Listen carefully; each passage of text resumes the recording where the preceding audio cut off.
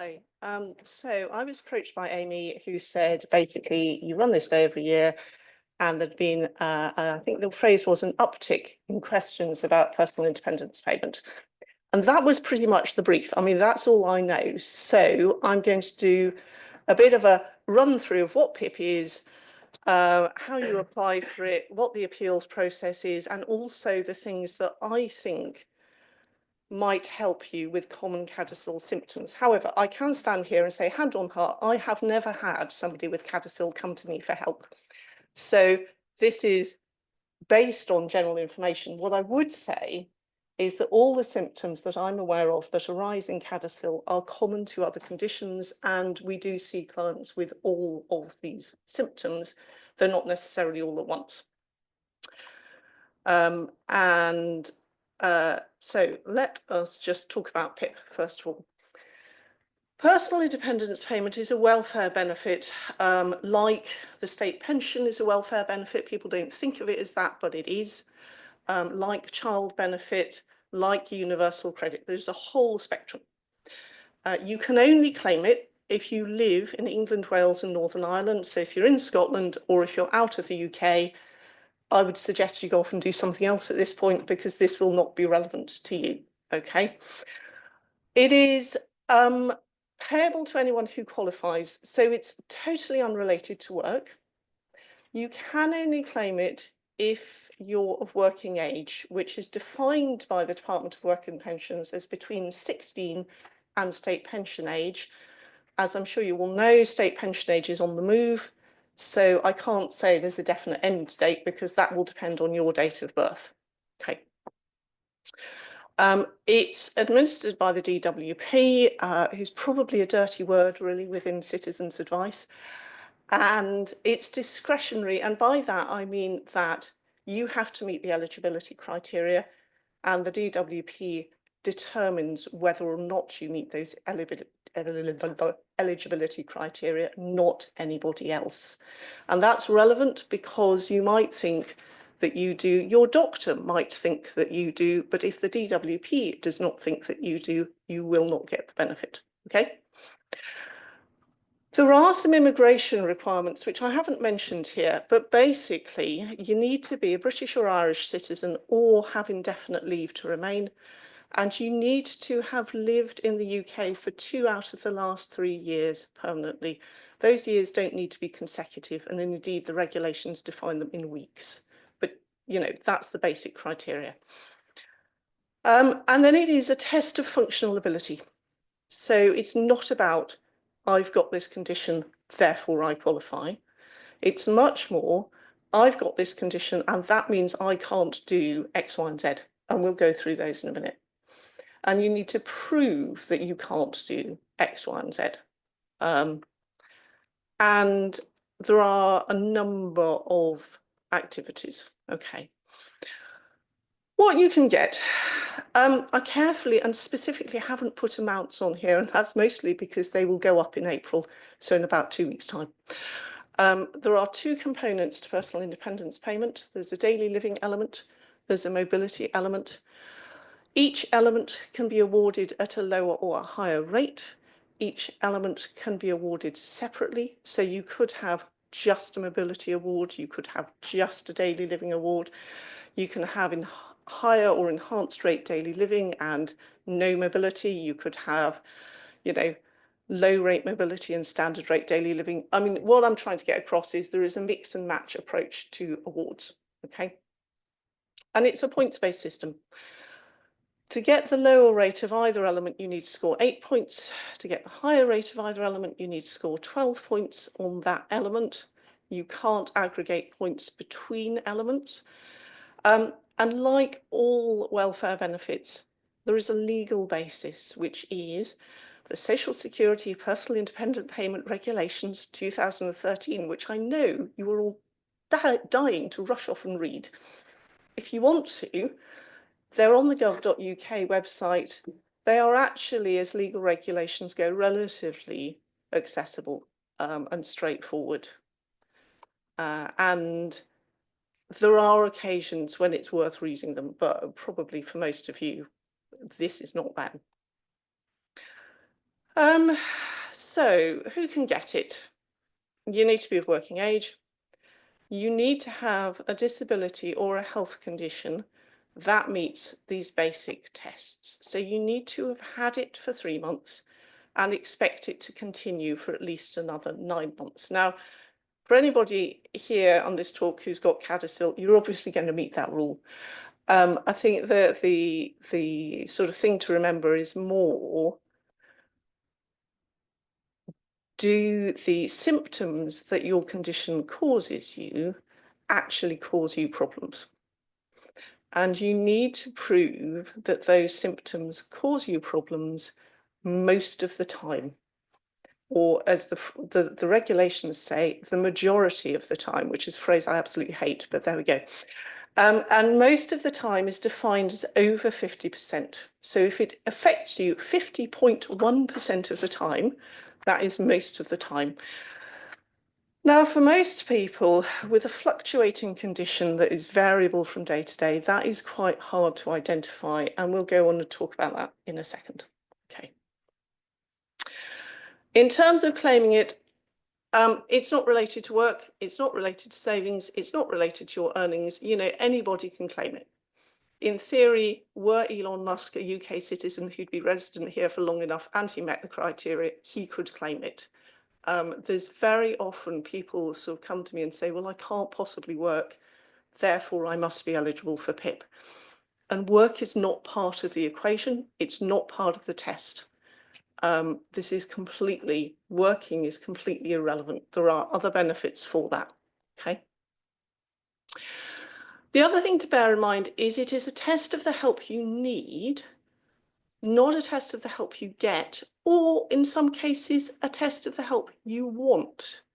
And the way I always talk to my clients about this is my late father, towards the end of his life, could really have done with quite a lot of practical help at home in terms of washing and dressing and things like that. But he was adamantly against it and he never got it. But that is help you need, okay? Whereas I do also see some clients where they're getting loads of help at home. You know, people are doing everything for them, and actually they find it very difficult to assess whether that is help that they need rather than help that they get. So do you understand the problem? Yeah, okay. I'm going to say a very quick word about appointees. I don't think this actually, looking at you, will apply to anybody in this room, but basically, benefits appointees is like having power of attorney for benefits only, and it's a much simpler process. So if you've got somebody who you think is no longer really able to manage their own affairs, you can apply to become their benefits appointee. Essentially what happens is you fill in a form saying, I want to become their benefits appointee. The DWP will come out and visit you and the person you want to be the appointee for at the same time to assess whether that is needed and indeed whether the person you're trying to be the appointee for actually wants it to happen. And if they approve it, then they'll just say, yeah, fine. And you then deal with everything to do with that person's benefit claims. You sign the forms, the money comes to you if you want it to, you're legally responsible for providing all the health information and so on. Right, PIP, how to claim. You still have to ring PIP. So you still have to ring the Personal Independence Payment Department of the DWP for a form. You cannot claim it online. They will then send you a form. Now that they might send you that form in the form of a link to your email, but you still have to ring them up first. And I'm sure that's deliberate as a way of managing the number of claims that they have to process. Okay, they might send you a paper form. Allegedly, the operators assess whether or not they think you are, quote unquote, digitally capable. Okay. Then you complete that form, so you fill it in and you send it in with medical evidence. And most of my work, my personal work now, is with benefit appeals. And probably the single biggest thing I see is people not sending in the right kind of medical evidence. So what I would say is, if you've got anything that says something like, Alice has CADASIL and it causes her these symptoms, that is really helpful. That is probably the most helpful thing you can send. If what you've got is blood test results, I wouldn't bother, because nobody reading them is going to be able to interpret them. So you want, clinic letters if they're available, if they've got the helpful information. If you can't get that, you can usually get something out of your GP surgery called patient summary. Ideally, you want something that shows your last few consultations, not just a list of your conditions and the medication that you might or might not be on. Other things that can be useful, if you've had occupational therapy in to look at adaptations or recommendations for changing housing, if you've got letters from therapists or counsellors, particularly that would be people with things like mild to moderate depression. You might well have your initial assessment letter from IAPS, from the, I can't for the life of me think what that stands for, but from, the self-referral to mental health services. If you've got nothing else, you can always get somebody in the family or friends or whatever to write a statement about how they support you. But bear in mind, you need a letter that relates to the PIP questions, not a letter that's just saying, oh, Alice would love to do more gardening. I mean, I might well love to do more gardening, but that is not going to be relevant to the questions on the form. So, if you're going to get a statement from family, make sure it's related to what's on the form, okay? And sadly, what we find is all this evidence needs to be recent. Most of my clients have long-term conditions. Very often, they might have been diagnosed 15, 20 years ago, and send that in because they think that's proof of the condition. And on the whole, the DWP will discount that even though it's relevant. So you want something within the last couple of years, ideally. So you've sent in your form, you've got your medical evidence, then the DWP will do a health assessment. Those are usually by phone nowadays. They always used, pre-COVID, they were always face-to-face, and that could be very inconvenient. In the pandemic, they moved entirely to a phone-based system only. And the contract organisations that do these, on the whole, prefer those, so they stuck with this.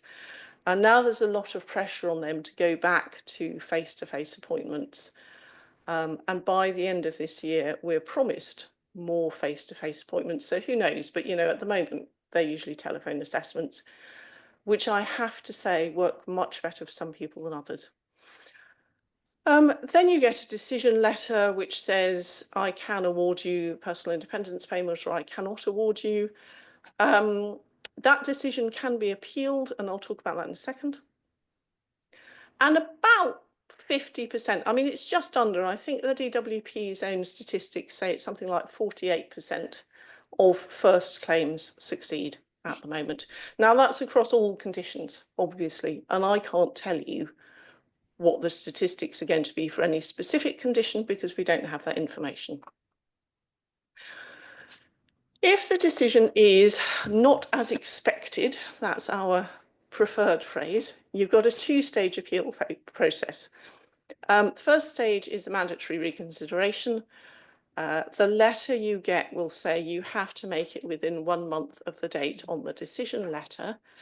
And of course, thanks to the DWP poststream, you often don't get those decision letters till 2 or 3 weeks after the date on the letter. So then you're thinking, I've got no time to do this. But actually, you can make a late mandatory reconsideration up to 12 months after that 1 month. So potentially, you've got 13 months from the date on the decision letter to make a late MR, if you've got a good reason. Good reasons are going to be things like, I didn't get it in time, I needed help and they couldn't provide an appointment to support me, The decision depressed me so much I couldn't do anything. So, you know, it sort of took me 6 months to pick myself up off the floor and decide to challenge it. All of those things are perfectly fair enough. For PIP, you can make a mandatory reconsideration request by phone on that number, which is the PIP inquiry line. They've got some dedicated operators, and this is their entire job, poor souls. Or you can use a form. It's the CRMR1 form. But you just go to gov.uk and type in mandatory reconsideration, and it should come up. That means that the DWP looks again at your case. They ask you to send in any additional evidence if you've got any, and you're more likely to get a revised decision if you can send in some new evidence at that point. Okay. But I would say that according to the DWP's own statistics, 90 to 95% of mandatory reconsideration requests for personal independence payment are unsuccessful. In other words, the decision is unchanged. So then you can go on to a first tier tribunal. The mandatory reconsideration notice says you must do that within a month, but actually the same rules apply. You've got potentially up to 13 months from the date of the MRN. It's an online service. It says appeal. If you go into gov.uk and just type appeal a benefit decision, it will take you to an online form that you can fill in. For the people who actually stay the course and have the sort of strength of mind to go from first claim all the way to first tier tribunal, about 70% are successful. Now, again, we don't know what the conditions that are being appealed are. The first tier tribunal is a court. It's a tribunal. It's run by His Majesty's Courts and Tribunals Service. And it's independent of the DWP, and they do come to very, very different decisions in my experience. And for anybody who's a completist, there is technically an upper tribunal. So if the first tier tribunal decision doesn't go your way, you potentially could go to an upper tribunal, but you can only do that on very, very limited legal grounds. And I would just say you'd probably need to get legal advice at that point before you try and do that. Okay. So if we're looking at personal independence payment, the questions are, you've got 12 questions in all, 10 for daily living, 2 for mobility.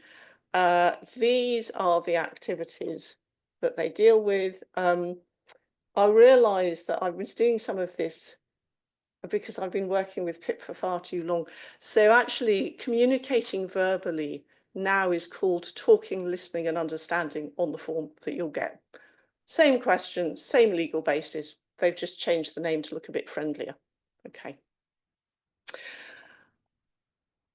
If you remember, you need 8 points for a standard rate award, to 12 points for an enhanced rate award. Because you've got more activities in daily living, it tends to be easier to get a daily living award, you know, because obviously you can add up the points. I think the big thing I see, and the big thing I think is difficult for you filling in the form, is you don't see the score sheet.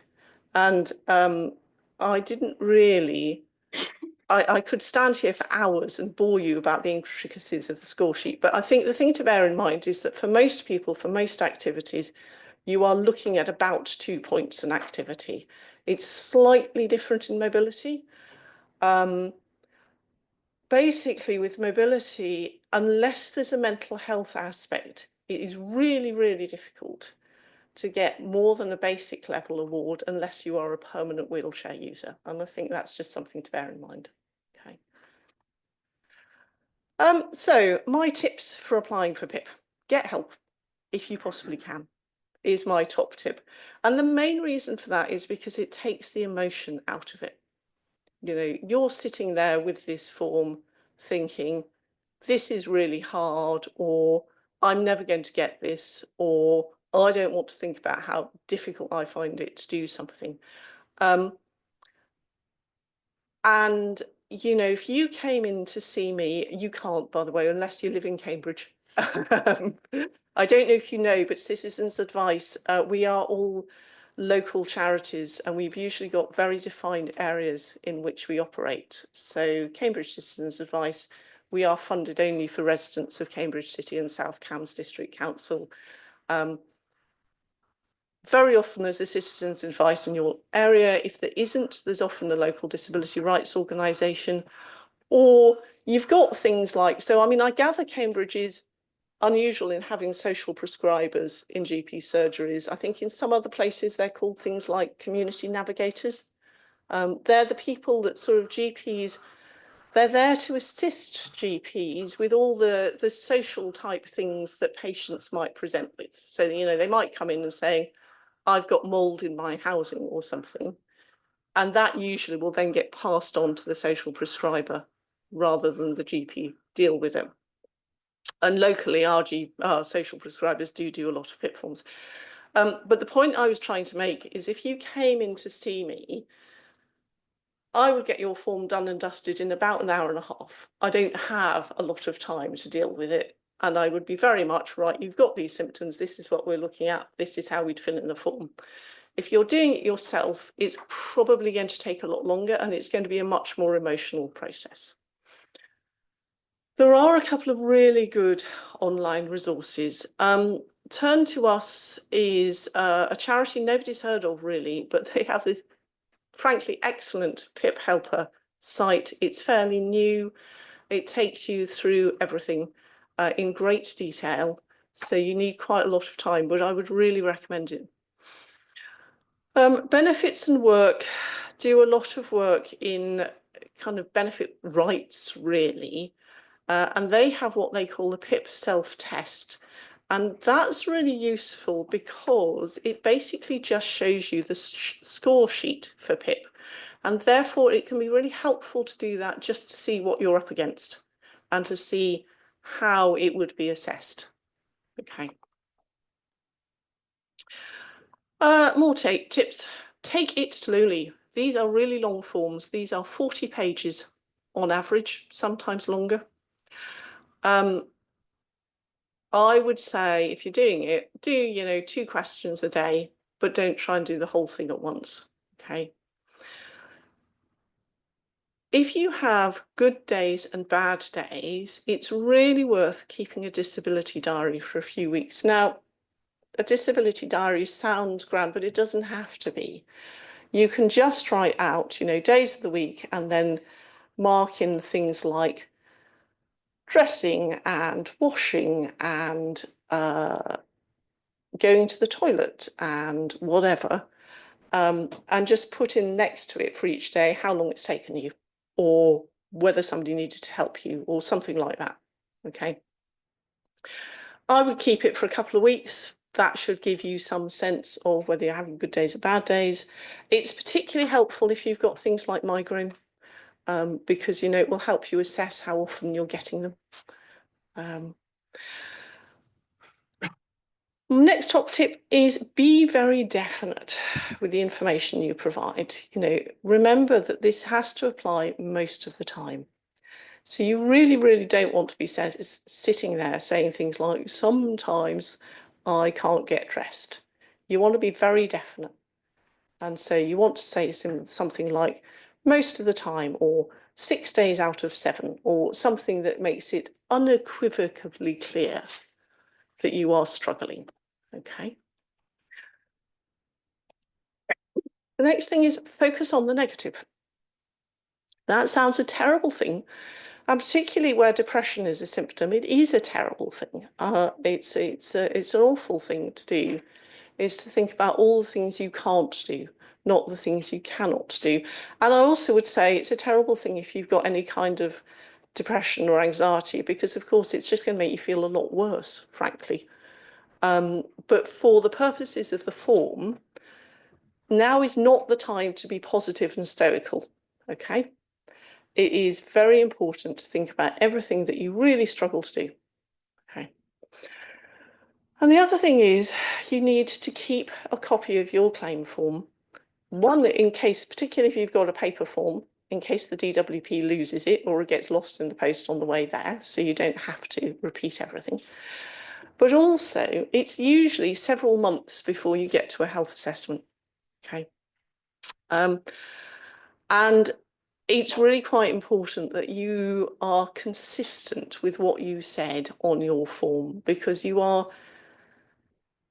at the most basic level, it's like a job interview. You are selling a story about how your condition affects you. And so you need to be consistently selling the same story, okay?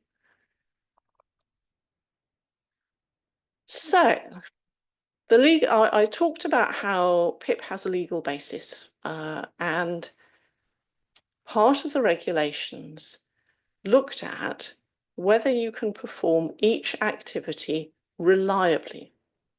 And reliably is defined as follows. It's defined as, can you do it safely? They don't define that because they think it's obvious. Can you perform the activity to an acceptable standard? Now, that's never defined, but you know, that is a basic common sense acceptable standard. Okay. Can you do it in a reasonable length of time? And that is defined, and it's defined as being 3 times longer than a quote unquote typical person. So, for example, you know, I can get up, washed, dressed, teeth brushed, all the rest of it downstairs in about 15 to 20 minutes. If that process is taking you an hour plus, that's going to be more than 3 times. And that's sort of what you're looking at. If it's just taking you a bit longer than it used to, the DWP is probably going to say tough. And can you do it repeatedly where required? And this is most likely to apply to activities like walking. It's a big one, the moving around test. You know, I do get people who come in and say to me, well, I can walk, 50 meters, which is a sort of threshold for, I think 20 to 50 meters is the threshold for standard rate mobility if you're just walking. And I'll get people who come in and say, yeah, I can walk 50 meters, but then I'm in bed for the rest of the day and I can't move again for the next 2 days. Well, they can't do that reliably. They can do it as a one-off. So that's what you need to be thinking about, is can you do it repeatedly if you need to? Okay. If we have a score sheet for each question, which we don't, you would see that for most of the questions, the scoring looks at these issues. It looks at, do you need an aid or appliance? And an aid or appliance is generally fairly obvious. It's things like grab rails, wheelchairs, adaptive cutlery, Dosset boxes for drugs. Dosset boxes can be quite tricky because if you're filling your own Dosset box and you're just using it because it's more convenient, that probably isn't an aid. If you absolutely need it because otherwise there's no way you'd remember to take the right medications at the right time, then it definitely is an aid. And that can sometimes apply. I mean, I have had clients who were on sort of, I remember ringing a client once and she said, oh, I'm so pleased to talk to you because I'm in the middle of filling my Dosset box. It takes me about an hour and a half every week because she was on something like 33 different medications. So for somebody like that, she absolutely was an aid. Okay. Another concept is prompting. Somebody must remind you to do things. This is often really, really relevant for people with depression. You might know that you can do things, but you might just not get round to doing it. Like getting washed just feels like too much hassle, so you just don't. And you need somebody to keep saying, Alice, you haven't washed for 3 days, you need a shower. Yes, you do. Get in the shower.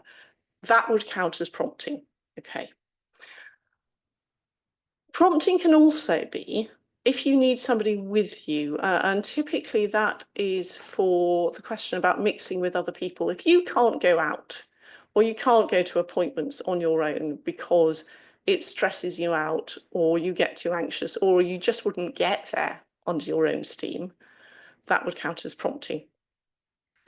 And there is another thing about supervision and assistance, and what that basically means is you need somebody with you all the time to perform that activity. You actually need physical help. Okay.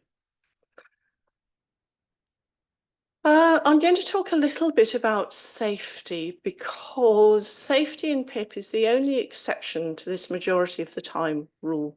Okay. And I would say that most of the case law, so the thing about PIP, like every other benefit, is it's defined in the regulations. You then have a number of cases that go to essentially the upper tribunal or occasionally higher than that tease out some of the ambiguities of the regulations. And this is true for all benefits. Okay.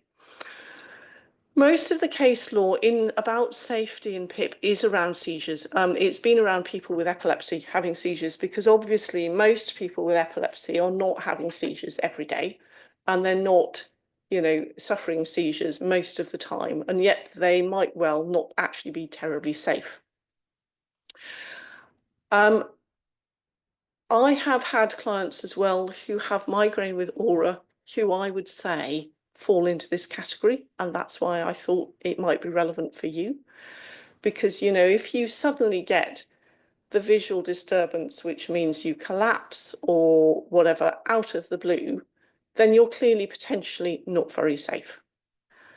And the key test for the safety rule here is, do you get any warning and can you make yourself safe, basically?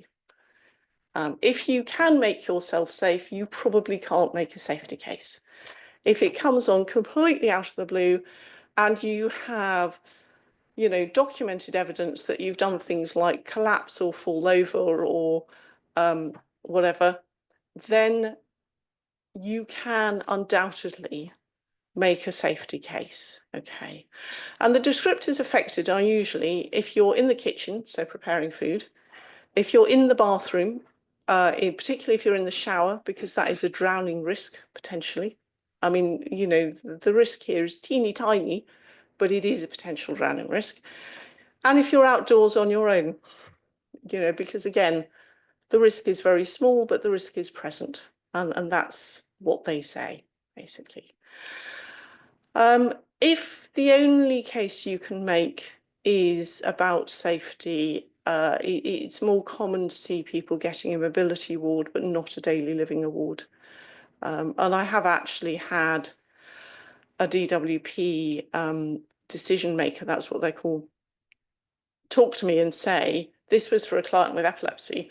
Well, no, this was a client with, she had seizures that were not technically epilepsy, but they were like epilepsy, really. And they just said, well, we'll make her the standard award for epilepsy, which would be 5 points for daily living and 10 points for mobility. Sorry, 12 points for mobility. So she got, and that's really because they considered she was not safe outdoors on her own. And she probably wasn't safe in the kitchen or the bathroom, but that wasn't enough to meet the 8-point threshold. Okay. So you've got this hideous form, you've got each question, you've got to fill in something under each question. I can safely say that no DWP assessor is going to know anything about CADASIL, and they probably haven't got the time to research it either, and I think that's important for you to realise.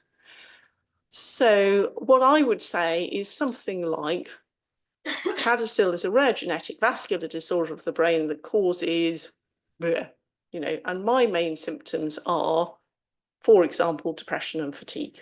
I mean, I don't know, obviously, I would imagine that everybody in this room and everybody on this call has different symptoms, but you can fill this in. And so this would be for dressing and undressing. My main symptoms are depression and fatigue. This means I'm not motivated to dress every day. I only get dressed when I need to go out. And because of the fatigue, it takes me about an hour to get dressed because I need to rest between putting on each item of clothing. You want to be building a case, and you want to be building a case ideally for every symptom that you have. Okay. For every question that you think will apply. And that's why it takes such a long time. You can copy and paste, and indeed I do all the time with clients, because very often the same issues will arise from question to question. So these are the sorts of things that come up with the clients that I see with these sorts of symptoms. So for depression, you always want to be saying, I'm not motivated. I think it's really important. If you say something like, I can't be bothered, that is seen as a choice, whereas I am not motivated, bizarrely, is seen as a consequence of your condition. Don't know why, but sometimes wording matters. If it's fatigue, consider how long the whole process takes for each question that you're looking at. It's not just the process of doing it, it's how long your recovery time will take. So, if you're 10 minutes in the shower, but actually it takes you an hour and a half, you're sitting in the towel and then you need to go and lie down before you get downstairs, that is not a reasonable length of time, okay? If you've got someone with cognitive issues, sometimes that can be depression, sometimes that can be other things. Do you need prompting to remember what to do next? Do you go off and have a shower, but then forget to get dressed or something like that? It's that kind of basic stuff. And weakness, for example, if you've had a stroke, though, if you've got weakness down one side, do you need help to do ordinary things? Do you need extra equipment? Again, you might not be getting this. I think that's quite relevant to remember. You might want to be thinking about what you could do with, even if it's not there. And in some cases, it's not possible. I mean, I have quite a lot of clients who could really do with grab rails in things like their toilet, but actually the loo is too small to fit those grab rails, but you can talk about what they might want. I'm just going to finish, and then I will shut up, fortunately, by talking a bit about the legal test for each of these questions, because they vary wildly between questions, and some of it's, not stuff that would be obvious. So preparing food, the legal test is, can you cook a simple meal from fresh ingredients for 1 or 2 people? If you're only able to live off ready meals that you're putting in the microwave, you cannot meet that test. Not included in the test is the washing up or shopping or anything. It is just the cooking, okay? Equally, if you're too weak to lift pans safely from the hob to the sink, you're probably not meeting the test because you're not safe, okay? Eating and drinking is a purely physical question about getting your food to your mouth. It's really not very interested in about whether or not you're motivated to eat or whether you're eating healthily or any of those things, okay? And actually, if you saw the score sheet, this is largely about people who are on other forms of feeding, like nasal tubes, PEG tube feeding, that kind of thing. The only way you would get points here is if you're actually underweight and on some kind of food supplement, or if you need prescribed adapted cutlery, 2-handed cups, things like that. Managing therapy, again, this is a very physical question. Most of the points here are awarded for people helping you to do things like physiotherapy for a set period of time a day, but a Dosset box is an aid, particularly if somebody else is filling it for you. Washing and bathing, the obvious bath boards, grab rails, shower stools, things like that are aids. Anybody got a hearing aid? Nope. Bizarrely, if you have a hearing aid, you will automatically score points here because there is a case that says if you have to take your hearing aid out when you have a shower, you might not be able to hear the smoke alarm and therefore you are at risk. So, just bear that in mind if it does apply. Managing toilet needs is about getting on and off the toilet and cleaning yourself. It's not about getting to the loo in time. If you need continence pads, those are an aid. Again, otherwise, this is really looking at things like colostomy bags and catheters and things like that. Dressing and undressing, loose stretchy clothing, if you need it for a medical reason, is considered an aid. So it's always worth making that case. If if you're not particularly bendy or something, you can make that case. Other aids are fairly obvious, things like sock aids, long-handled shoehorns. If you've got issues in things like choosing appropriate clothing, that would also, or determining the appropriate clothing for the occasion, that will also score you points. Communicating verbally, which is now defined as talking, listening, or understanding, that sounds like, can you talk to other people? But what they're actually talking about is, do you have speech or hearing difficulties? So hearing aids will automatically get you a couple of points here.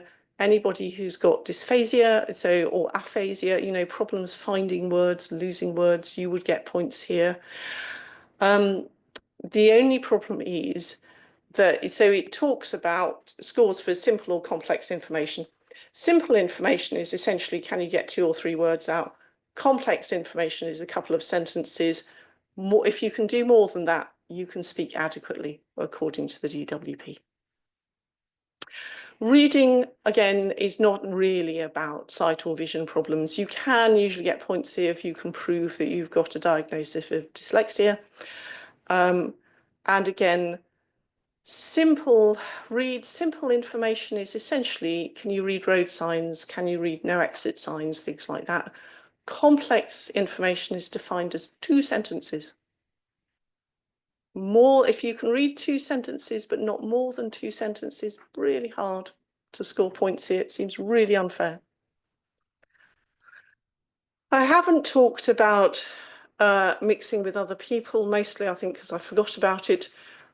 Essentially, under mixing with other people, unlike most of these questions, it's very simple scoring.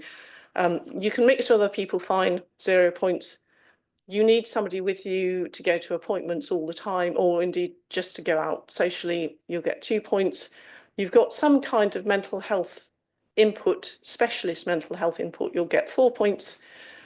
You can't talk to anybody at all, or you've got a history of being aggressive, you'll get the full 8 points.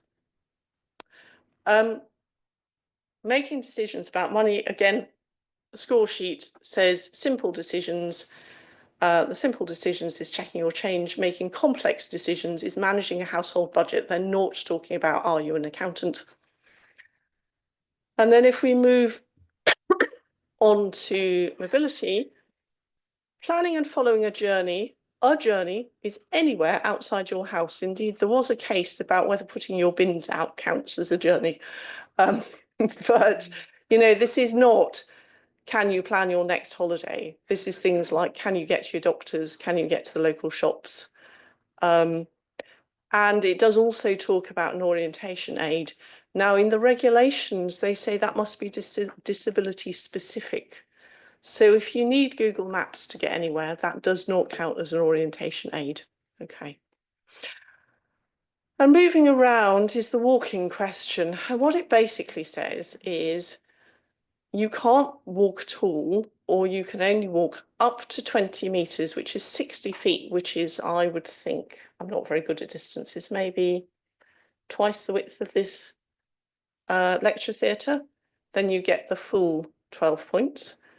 20 to 50 meters is 8 points. 50 meters to 200 meters, you'd only get 4 points, so you wouldn't get a mobility award. And if you can walk over 200 meters more than once a day, you are mobile enough, as far as the DWE is concerned. So you can see this is a very strict test, and it's not helpful, I think. The last thing to talk about is change of circumstances and renewals. So let's say you've applied for PIP and you've got your decision letter, and it will say, I can award you, I don't know, standard rate daily living from the 6th of April 2025 to the 5th of April 2028. You know, awards are usually time limited. I have only ever seen, I think, about 2 indefinite awards while I've been working here. About 6 to 9 months before the award ends, you will be sent a PIP review form, which you have to fill in and submit again if you want your PIP to continue. It's not really a review in the way people understand it. I mean, I would really recommend that you treat every form you get as a new claim, collect medical evidence. And so essentially what I would say is if you've claimed once, then start keeping the medical evidence towards the next claim, okay? Because you know it's coming up in a few years' time. And treat the form with respect. In other words, fill it in carefully. Don't just say no change since the last claim. Fill in exactly what help you need. Again, it's a real pain. And this is one of the reasons to keep your original claim paperwork, is so that you know what you said when you come up next time. And if nothing has changed, you can just write it all out again, but at least you've got it. Okay. Now, when you sign your claim form, one of the things you sign is a declaration saying that you will notify the DWP if your condition changes. What they mean is, tell us if you get better. So we should stop paying you benefit. And it is really, really common that people of about my age or are just picking up new diagnoses all the time. So, you know, you might have CADASIL and then unfortunately you might develop, say, glaucoma, but it's treatable. It's not actually affecting you day to day. It's just something that they've picked up and they've put you on medication. If that's the case, I wouldn't bother notifying the DWP until your next claim, because every time you notify them of a change of condition, it triggers the whole process again. You get sent a new form, you have to send in new medical evidence, you get, you know, potentially a new health assessment that could come to a new decision, which may not be in your favour. So I would wait until your next renewal. Obviously, if something does happen, so you have a major change in condition, like say you have a major early stroke, which I gather is not terribly likely, but you know, let's just say that does happen, then obviously, you know, that could be a significant change in condition. It could significantly affect what you can do, and I would absolutely notify them of something like that. But if it's just a relatively minor change, don't do it. It's not worth the hassle. Okay. Because one of the problems is that the health assessors you see generally are general health assessors. They're moonlighting very often from their day jobs. They will almost certainly have absolutely no knowledge of your condition. And what that means is that from one claim to the next, decisions can change and change significantly. And so I've seen clients who've been on PIP maybe for 10, 12 years, well, no, 10 years, and on its predecessor, who've suddenly come to review, they've filled in everything they thought the same, and their PIP has stopped. And it does happen. So I just wouldn't rock the boat unless you have to be honest. Okay, that's the end of me talking. Are there any questions?